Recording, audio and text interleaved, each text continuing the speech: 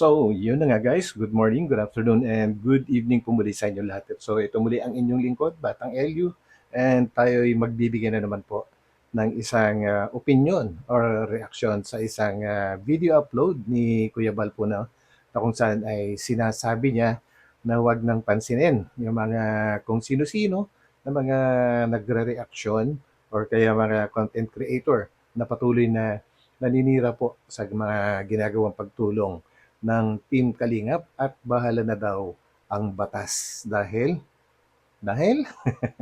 dahil nga po nagsampa na raw sina Kuya Val ng patong-patong na kaso sa mga take note mga ibig sabihin marami sa mga anti-kalingap na patuloy sa paninira. So yan, bigyan po natin ng reaction yan guys. Meron tayong panonoorin video and of course, hindi lang po yan ang ating magiging topic. Bigyan din po natin ng pansin yung pagsagot ni Kalingap Rab sa isang post sa Facebook po na kung saan ay merong isang anti-Kalingap na nag-post doon at sinagot po yon ni Kalingap Rab at yan ang pangalawa nating gagawing topic po. So, samahan po ninyo ako hanggang dulo. So, let's go! Hayaan mo yung mga tumitira po sa atin. Hayaan mo silang tumitira at bad content sa Kalingap. Hayaan nyo po. At may mga illegal action kami ginagawa dyan. Huwag nyo silang Yun. panoorin. Huwag nyo silang pansinin. Yung mga nagko-content sa Kalingap na mga negativity. Actually, yun yung pinaka-the best Pinaka-the best na gagawing action ng Kalingap po na huwag nang sagutin or i-content yung mga paninira ng mga anti-Kalingap sa Kalingap. Siyempre po huwag nang pansinin at huwag nang sagutin. Hangga't maaari yung mga videos na yon, ang gawin na lang ay mag-abang ng pwedeng kapulutan ng ebidensya para makasuhan sila. So yan po yung pinaka-the best kasi kung patuloy na sasagutin at sasagutin mo or magbibigay ka ng reaction sa kanilang mga videos, ay baka maaring sila ang makapulot naman ng gagamitin against you. So ang galing So tuloy po natin to. Pambabas, pambabalahura. Sapagkat mayroon tayong legal action po ginagawa dyan. Kinasuhan po namin sila lahat. Ano po? Ayun na. Huwag kayong manood, huwag kayong magpa-apekto sa mga paninira po ng Kalingap o sino man sila sapagkat meron kaming ginagawang legal action dito. So yun guys, so bakit nga ba sinasabi ni Kuya Val dito? Ito yung magbibigay ako ng sarili kong opinion kung bakit sinasabi ni Kuya Val guys na huwag panoorin yung mga paninira po nila kasi ayaw ni Kuya Val na makontaminate ang atin pag-iisip po na kung tayo ngayon ay nasa tamang katinuan sa pag-iisip, ngayon kung panunuorin yung mga paninira, ay maaring mabahiran ng hindi maganda ang iyong pag-iisip at baka mamaya ay mahawa ka na. So, ingat-ingat at iwasan. Yun ang aking pagkakaintindi guys sa sinasabi ni Kuya Val na huwag na silang panoorin dahil wala rin naman silang sasabihin na maganda po kasi nga anti-Kalingap. So yun. Opo. Ano mga paninira, huwag nyo silang pansinin o panoorin man. Huwag nyo silang bigyan ng time na manood. Kami na pong bahala dyan. Meron kaming action po. Although medyo matagal, pero sa bandang huli po, mga kaibigan, patong-patong na kaso po ang aming ipapatong sa kanila. So yun ang maganda ron. Actually, dapat matagal na ito Dapat matagal nang ginagawa ng Kalingap ito guys. Kanya nga lang, mapapahanga ka kasi sa ugali ng mag-ama na matubang. Kumbaga sobrang haba yung kanilang pangunawa at pagpapasensya.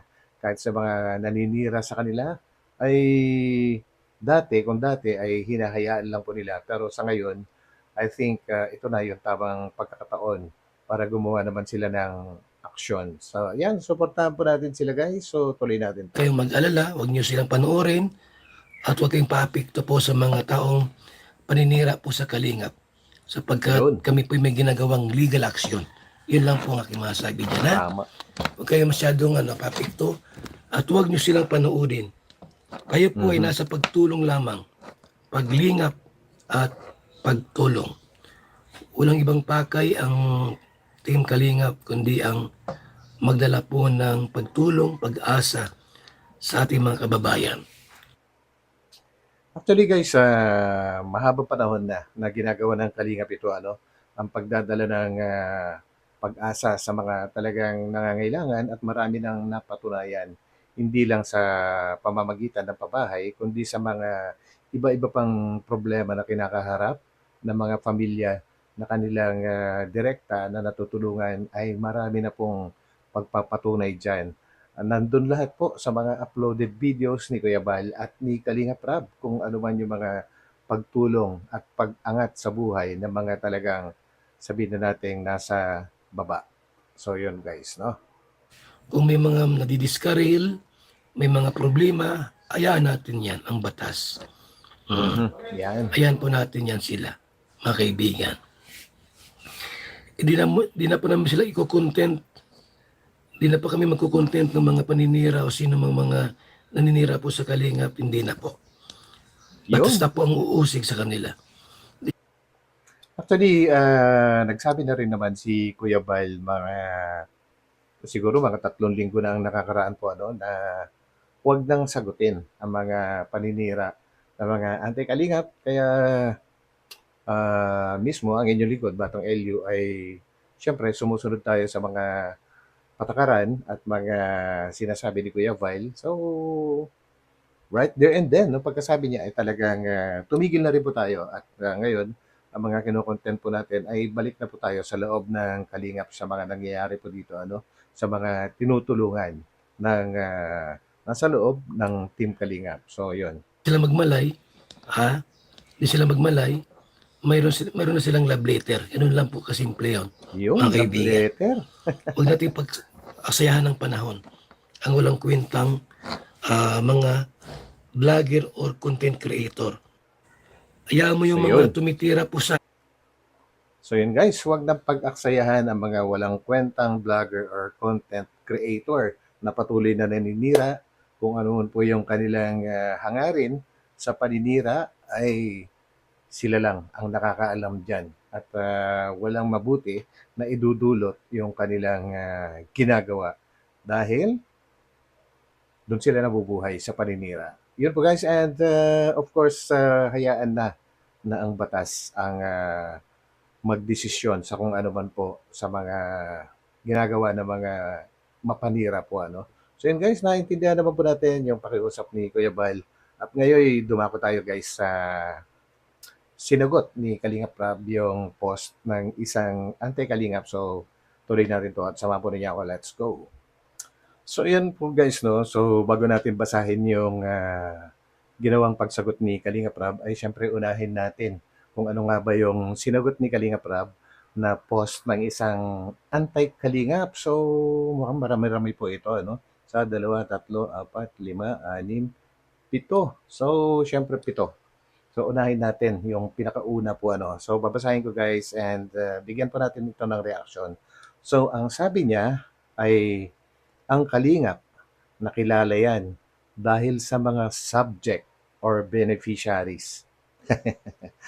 Of course, no? Of course, makikilala ang Kalingap sa pamamagitan po ng mga beneficiaries, no? Kasi nga, Kalingap, ang hangarin ng Kalingap ay pagtulong. Pero, hindi lang ang Kalingap ang mas nakilala po dito, no? Nakilala din ang mga tinutulungan dahil sa Kalingap dahil hindi naman po makikilala ng marami ang mga beneficiaries kung hindi ito iblinag ng Kalingap. Dahil ang Kalingap nagbablog para magkaroon din ng revenue. Ano? At ang revenue na yan ang ginagamit na pantulong sa mga beneficiaries. So yun. So ang gusto siguro palabasin nitong nag-post dito ay kumbaga, ang Kalingap lang ang naging famous gawa ng mga beneficiaries. Hindi po. Dahil karamihan sa mga beneficiaries ay nakilala din ng mga netizens, mga manunood. At hindi lang yon nakilala din po sila ng mga sponsors na nagbibigay at tumutulong sa mga beneficiaries na ito, ano. So, kumbaga hindi mabubuo ang isang pelikula kung walang magba-vlog at walang iba-vlog. So, yun, kumpleto po dapat yun, guys. So, yun po ang aking opinion dito sa unang post nitong Anti-Kalingap na ito. And ngayon, dumako naman po tayo sa pangalawa, guys. Ang sabi niya, ang kalingap, gumanda ang buhay dahil yan sa mga subject or beneficiaries. Grabe ano, gumanda ang buhay ng kalingap. Okay, hindi tayo magpapaka-ipokrito dito ano. Pero wag nating kikilalanin ng dahil lang sa mga beneficiaries ang naging dahilan ng ikinaganda ng buhay ng kalingap. Ang ikinaganda ng kalingap, guys, ito ay bibigay ko ng sarili kong opinion dahil sa pagbablog, no? Sa pagbablog, sa mga tinutulungan or beneficiaries po, ano? And hindi lang basta-basta ang pagbablog, guys. Kailangan talaga magaling ka na isang vlogger para panoorin ka ng mga tao. And grabe po ano, kumbaga parang kumbaga ang ipinaparamdam nito, itong nag-post ay parang yung ang talagang nakatulong dito ay ang mga beneficiaries. Nakatulong yung mga beneficiaries sa Kalingap. Yun yung gusto niyang palabasin po. Hindi po gano'n. Kumbaga sige, sabihin na natin na ang isa sa mga beneficiaries ni Kalingap Rab, sabihin na natin, kunyari lang ito guys ha, sabihin na lang natin na si Carla. Yung kung ibang tao kaya ang nag-vlog kay Carla, sisikat kaya si Carla? Kikita kaya siya? At makikilala siya kaya ng mga tumulong din na mga iba-iba na malalaking sponsors na nakatulong sa pag-angat din ng buhay ng hindi lang si Carla kundi pati ang kanyang pamilya. So, gano'n po 'yun. Kumbaga, kailangan talaga na iyong vlogger ay kailangan talagang may angkin na hindi lang galing kundi talino para po maging alam niyo naman parang pelikula din guys 'yan, parang pelikula na kapagka putyu-putyu kung tawagin, ang isang pelikula ay walang manonood.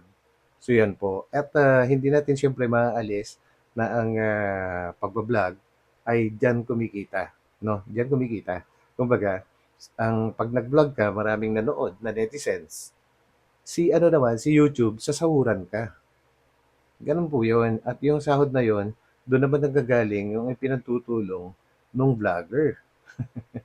Dahil hindi naman po pinanganak na sobrang yaman, mga bilyonaryo ang namumuno sa Kalingap guys. So pinanggagalingan talaga is yung sa pagba-vlog din. So I think I'm hoping na nabigyan natin ng hustisya po yung pangalawa po ano. And of course, punta tayo sa pangatlo.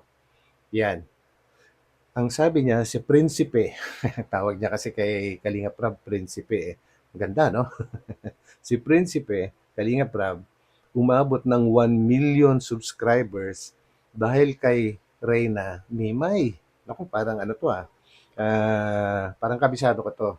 Kasi nung diyan ako nag-start Diyan ako naengganyo na mag-reaction.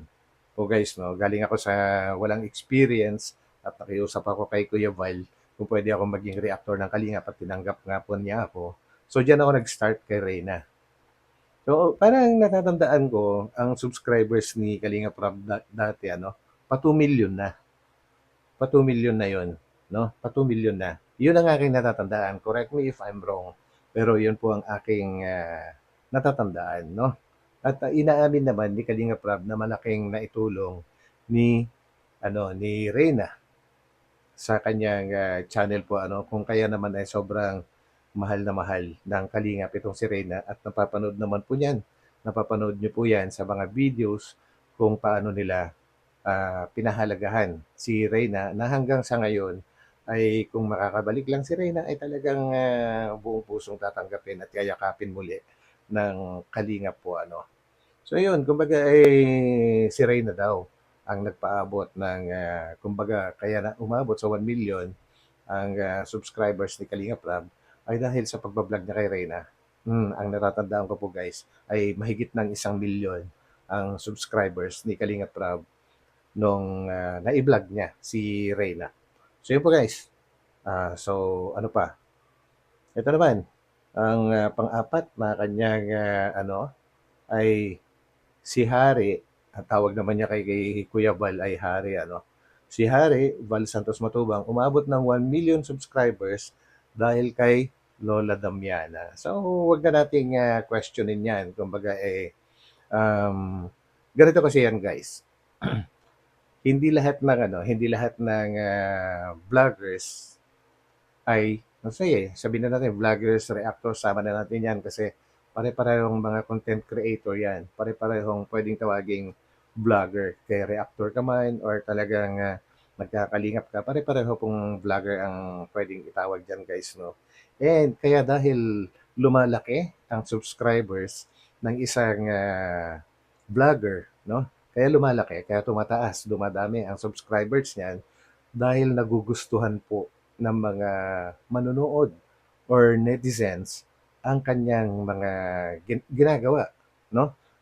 Mapunta naman tayo sa Reactors, dumadami ang subscribers niyan dahil nagugustuhan din sa kanyang mga pagre-reaction or sa kanyang mga sinasabing opinion. Ganyan po yan.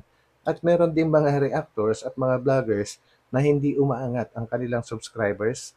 Bakit? Hindi po nagugustuhan yon. Hindi po nagugustuhan ng mga netizens.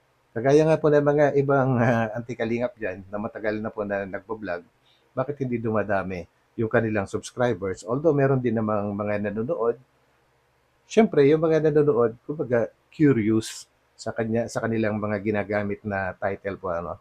Pero hindi sila nagsusubscribe dahil nga po ayaw ng mga netizens na yon yung tao. Ayaw nila doon sa tao na nagsasalita dahil wala naman siyang ginagawa, wala naman siyang tinutulungan. Kumbaga, paninira lang sa isang tumutulong ang kanyang ginagawa. Kaya hindi tataas talaga ang kanilang mga subscribers. Yun po ay sarili kong opinion. So, kung ano man po ang nasa isip nyo, pwede rin po ninyong i-comment ito guys. So, I guess nasagot na po natin yung pang-apat po. Ano? So, mapunta naman po tayo sa panglima. Ang sabi naman niya, kaya ang kalingap ang dapat tumanaw ng malaking utang na loob sa mga subject na ginamit nila. So, pinalalabas niya po dito guys, na ang kalingap daw ang tumanaw ng utang na loob. At hindi, siguro sinasabi niya na hindi kailangan ng mga natulungan or subject or beneficiaries na tumanaw ng utang na loob sa mga tumulong. Sino nga ba ang tumulong? Ang kalingap. So parang ganun po kasi iyan na po yung ano maraming marami na nagsasalita tungkol diyan ng mga anti-kalingap no na hindi raw kailangan magpasalamat sa mga tumulong. Yun ba yung nakakapagtaka ano na yung tumulong lang daw ang dapat ah, pasalamat no or tumanaw ng utang na loob. Meron pang isang natulungan ng ating kalingap na nagsabi dati na hindi naman daw sila ang lumapit sa sa kalingap para tulungan sila, kundi ang kalingap naman daw lumapit sa kanila para tulungan. So parang sinasabi na wala silang kailangan na tanawin na utang na loob, no? Gano'n po yung parang pinapauso ngayon ng mga anti-kalingap na yung tumulong ay hindi kailangan pasalamatan.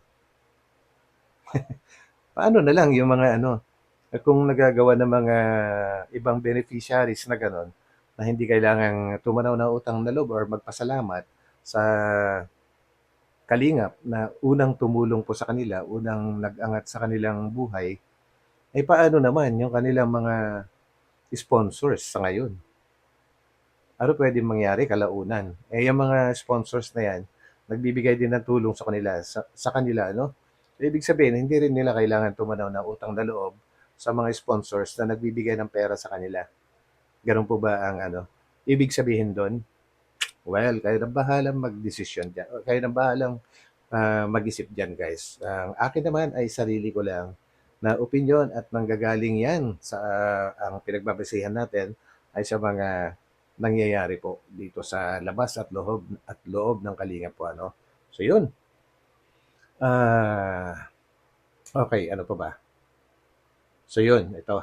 Mapunta tayo sa pang-anim po guys, no? Sponsors ang tunay na nakatulong sa mga beneficiaries. Samantalang ang Kalingap ang tunay na kumita gamit ang blessings ng mga sponsors bilang content. Grabe. So wala nga pinalalabas talaga na walang naitulong ang Kalingap po ano. Bagkos ang pinalalabas ay ang Kalingap dahil sa pagbablog nila ay sila lang yung nakinabang or sila ang natulungan ng mga sponsors. Grabe po ano. So parang pinalalabas walang kwenta talaga ang ano ang isang tumutulong po ano. So yan po guys, ang sagot ko naman po dito is unang-una, yung mga sponsors, no? Kung wala ang kalingap na nagpaumpisa at ipinakilala ang isang subject or beneficiary, ay hindi rin nila makikilala guys ang mga beneficiaries na yan. Dahil ang mga sponsors, hindi naman po lahat taga-dait yan eh. Kung saan-saan po nakatira yung mga yan. Ang karamihan pa nga dyan is nasa labas ng bansa. Paano nila makikilala yung mga beneficiaries ng Kalingap kung hindi sila na i-vlog ng Kalingap, no? Paano? Dahil kung dati na nilang ano yan, at sa totoo lang guys ha, sa totoo lang, kung hindi na i-vlog yung mga beneficiaries, kahit na makilala pa sila, siguro, hindi ko nila lahat to, siguro marami rin kasi mayayaman guys eh, na nagkakawang gawa din, no? Nagkakawang gawa. Pero marami rin siguro sila na nakikita. I'm sure of that. Marami rin silang nakikita sa kanilang lugar na talagang sadsad sa kahirapan, no? Sila ba ay tumulong? Yan ang malaking tanong. Sila ba ay tumulong sa mga taga sa lugar po nila? Tanong lang naman. Sila ba, kung tumulong man siguro sila, ay hindi kagaya ng pagtulong nila sa mga ibinablog ng Kalingap. Hindi ko man po nilalahat ito ano kasi yung mga ibang sponsors, no? Yung mga ibang sponsors tumutulong dahil gusto may shout out. Hindi ko man po ito nilalahat pero gustong-gusto po nila yon na naisisigaw yung kanilang pangalan sa vlogging, no? Kaya sila minsan ay nagpapaligsahan, nagpapalakihan ng ibinibigay dahil madalas silang pinipraise ng mga ibang mga nagbablog. Yan po ang katotohanan guys. Siyempre, ay nako, kagaya ng sabi ko, kung talagang gustong tumulong na isang tao, hindi na kailangan na tutulong lang sa mga nagbablog. Sa mga kapitbahay po nila or sa community po nila, sa lugar nila, sa barangay nila, sa bayan po nila, marami pong mahihirap na tao din dyan. Yun ba ay yung mga nag sponsor ba sa Kalingap na yung iba po kasi guys, pabida-bida, ano, kung tawagin. Yung ba mga pabida-bida ay tumutulong sa mga mahihirap sa kanilang lugar? I doubt. Kung lahat po ay tinutulungan po nila, ano, parang mas maganda para sa kanila na tumulong sa mga nabablog na. So yun ang aking take dito guys, no.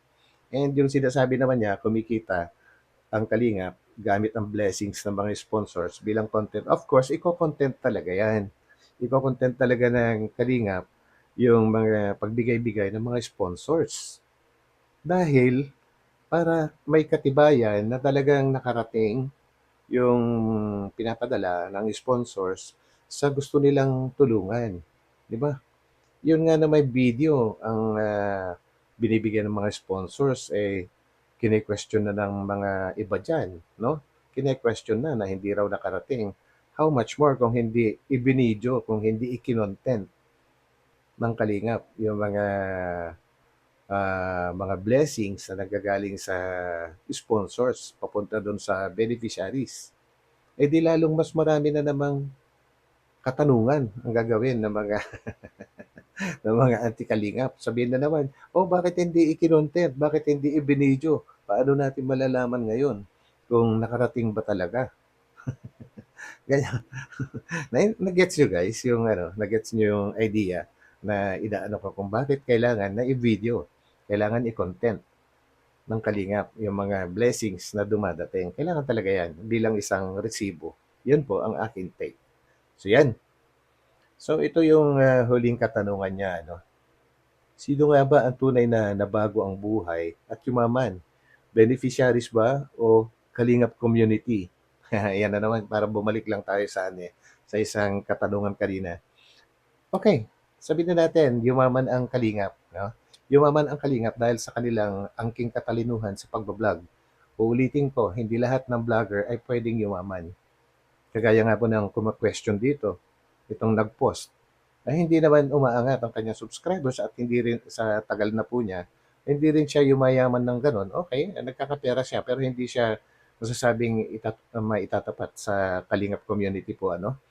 Dahil hindi nga po siya nagugustuhan ng karamihan, no? Mas marami pa rin nagkakagusto na manood at tumulong sa mga kapwa-tao na tumutulong. Di po ba? Kayo, tatanungin ko, sino ba susuportahan nyo? Yung tumutulong o yung naninira sa mga tumutulong? Yan. Kung pwede, sagutin nyo na lang po guys. Yun lang po ang aking masasabi and I hope nasagot ko. Hindi man ganun kalalim, binabawan ko lang din para magkaintindihan lahat. Hindi naman po kasi masasabi na lahat-lahat ng mga ano ay gustong ano po ano, intindihin bawat salita na ating binibitawan. So, nasa ano lang po tayo, mas madaling pagpapaliwanag. So, yun lang po guys and hoping na nagustuhan po rin yung ating ginawang reaction video sa ngayon. And if ever na nagustuhan naman po ninyo, ay huwag kalimutang pindutin yung like button. And sa mga hindi pa nakakapag-subscribe, pakipindot na rin po yung subscribe button. So ito muli po ang inyong lingkod, Batang LU. At magkita-kita po tayo ulit sa aking mga susunod na upload. So pansamantala, magpapaalam po muna ako and God bless po sa ating lahat. So, bye-bye.